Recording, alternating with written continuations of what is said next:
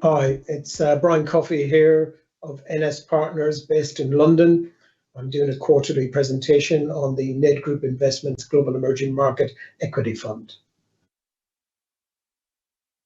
Kick off with the performance for Q4, and you can see that we were slightly ahead of the benchmark in Q4.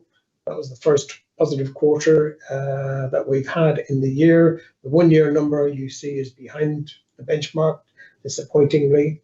And then I'll take you through a little of the contributors to performance during that quarter, which we hope is the start of some improved performance on the product. In terms of the overall firm, we have no changes to report, stable AUM, and in the strategy we have $2.3 billion US.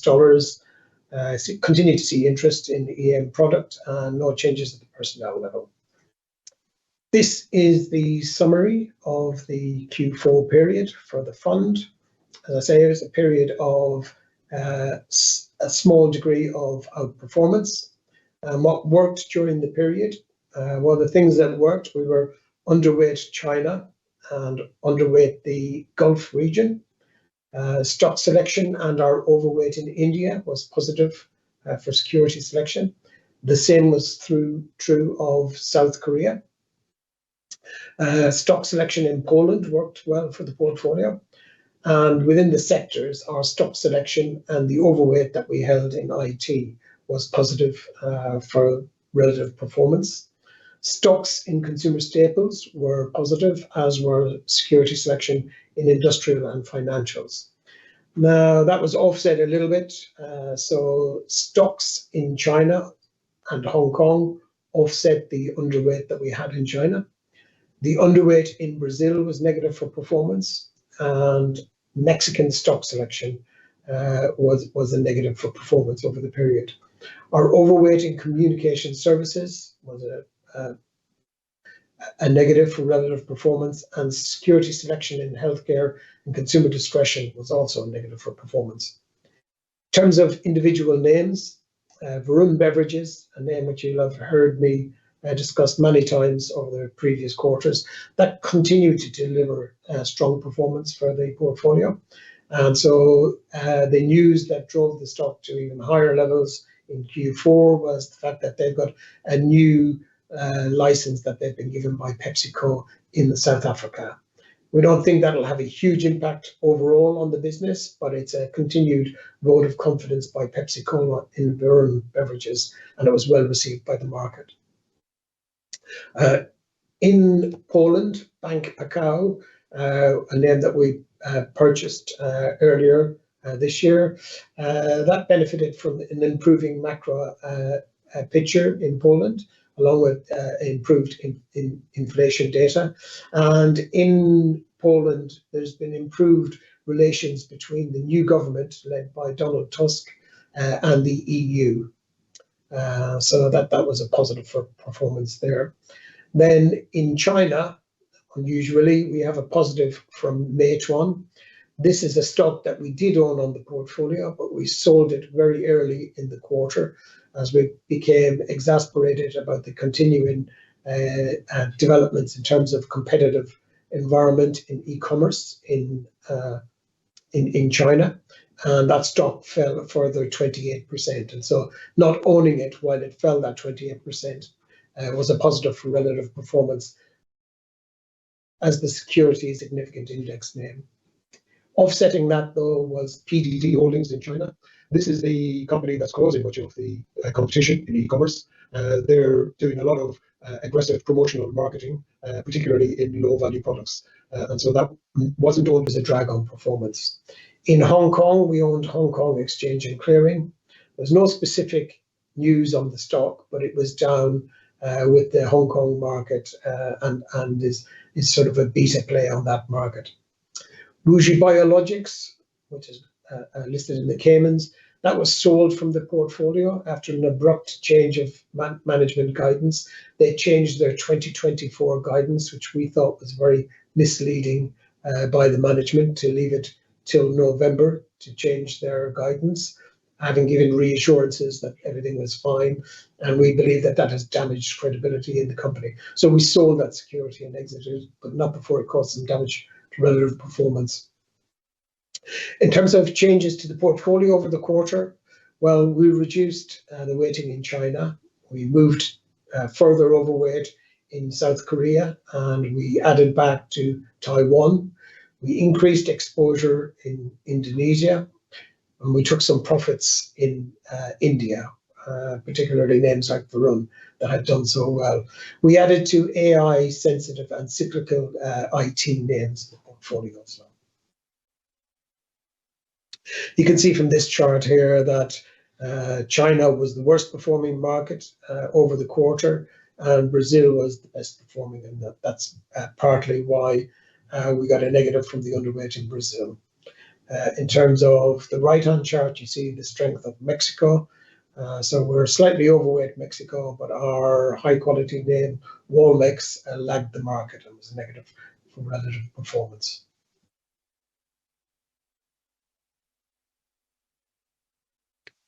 Moving on to what is our view for markets in terms of portfolio strategy. Well, we remain cautious for the first half of 2024. Our key data that we use for getting some insight into economic developments is real narrow money growth. And you can see the combined E7 and G7 number here in the light blue line. You can see that that's been moving sideways since June 2022. So we don't expect a major pickup in the global economy until the second half of this year. Similarly, if you look at the second chart, you've got real narrow money, again, G7 and E7. And you can see that that bottomed out in August 2023. And with the lag that we expect of about 12 months between the relationship here, we'd expect that it'll be again towards the second half of the year before that industrial output number will start to recover significantly. Inflation, it's been tracking money, real money. So you can see here that the light blue line started to decline in February 21. This is the real narrow money, and bottomed in April 23. And you can see that the peak for the inflation number, because of that 9 to 12 month lag, was October of 23. So we expect that inflation is going to continue to move lower into the second half of this year. And the good news is that will allow interest rate cuts, particularly in the US, which will allow interest rate cuts throughout the emerging market asset class. You can see that real narrow money is in the left-hand chart is starting to improve. You can see that for the Eurozone and UK, and most importantly in the US. So it's still negative in these. In fact, the US, in our most recent chart this morning, has just nudged into very minimal positive territory. In the meantime, you can see that China has been decelerating. And that's something that we're not pleased to see, and we'll discuss a little bit more in a moment.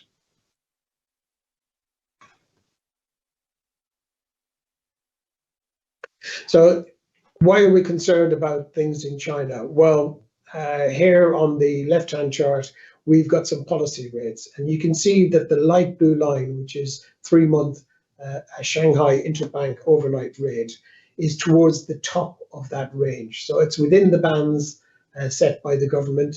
The top one is the 1-year money lending rate, reference rate, and the bottom one is the 7-day repo rate. But it's towards the top of that. So the authorities haven't been loosening monetary policy in China. We're starting to see some signs that they may be about to reverse that. We've had a significant cut in the bank's reserve ratio requirement recently, and it was a larger than usual 0.5% cut. Normally they cut those in increments of 0.25. So they may be starting to react to the weakness that we're seeing in the economy. Overall, Chinese money numbers have now retreated, the blue line in the right-hand chart, and they've come back to the middle of the emerging market pack. So again, that's something that we're not pleased to see. We were hoping that it would be maintained at a higher level. However, we've got to put that in some context. And in this chart here, you see the MSCI China price to book ratio. The price to book ratio is the black line, and the PE 12 months forward is the blue line.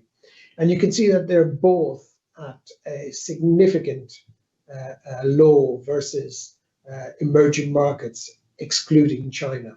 So this market is pricing in an awful lot of negative news. In the right-hand chart, you see exchange rates across the region. You can see that Mexico and Brazil are at the top. That's one of the reasons why we're slightly cautious on those markets, while China is at the very bottom. And again, this is something that we think has room to improve. But in the meantime, it's going to provide a very strong impetus to the export sector. So, within China, we're looking to get exposure to companies that benefit from the lower exchange rate. In this set of charts on the right-hand side, we show the stock building cycle for G7. And it has bottomed, and that was at Q4 23 that we've seen this bottom. So we now expect that stock building cycle will become less of a headwind for the global economy. But again, we think that's going to be towards the middle of the year and into the second half that we'll start to see the benefits of that. Commodity prices have been in negative territory. In the blue line there is the CRB Industrials Index. And you can see that although it's negative, the pace of deceleration in that index has slowed down. So we're starting to see some signs of improvement. Within emerging markets, if you look at the blue line, that's showing the ratio of cyclical sectors in the MSCI Emerging Market Index, excluding the tech sector. What that's showing you is that cyclical sectors in EM have not priced in any kind of recovery. Whereas if you look at the black line, which is for developed markets and the world index, you can see that the situation is far different. So we think that as we see a recovery in the global economy towards the second half of the year, that EM cyclical names and markets are poised to benefit from that. Here we've got a couple of charts to sort of track the relationship between emerging markets and the US dollar. And what this looks to show is that if you look at the shaded areas, these are when we've had secular US dollar declines in the past, and generally emerging markets outperform in these. Although if you look at the 1990 section of the left-hand chart, that's the second grey band, you can see that it took a little time before that relationship took off. We're now at the right side of that chart, and although emerging markets haven't responded to dollar weakness yet significantly, we're hoping that that should begin shortly. So where does that lead us for the portfolio? We think that the peak economic impact of that monetary weakness is now behind us. So we think that we're going to see a recovery, although we don't think that we'll see signs of that until the second half. We think that inflation is going to continue to fall, and in fact, it may fall so much, given the negative monetary charts that we have, that you may actually get a concern about deflation. There's some talk of that in China. We don't think that is the case there, but that may become a concern elsewhere as that a deceleration in inflation takes hold. Our emerging market checklist, there are 7 factors that we look at, is mixed at the moment, but we're expecting improvement in 4 of those factors over 2021, and particularly with the US dollar moving, that ought to be positive for the asset class. China, as we said earlier, is at a record low level versus the rest of emerging markets, but it's awaiting a monetary policy pivot. So that pivot hasn't been forthcoming yet. We're hoping that the cut in the reserve requirement ratio signals the beginning of that, but that will need to be more clear to the markets before we get action on it in terms of market performance. The Chinese yuan is looking super competitive, so that even within a negative outlook for China itself, the export sector ought to be benefiting from that currency tailwind. While in Latin America, both Brazil and Mexico look expensive by comparison. And finally, just relating back to that chart that I showed you earlier, emerging market cyclical sectors have already discounted the economic weakness that we think is probably coming to an end, but it hasn't been discounted at all in global markets. That puts EM in a better position.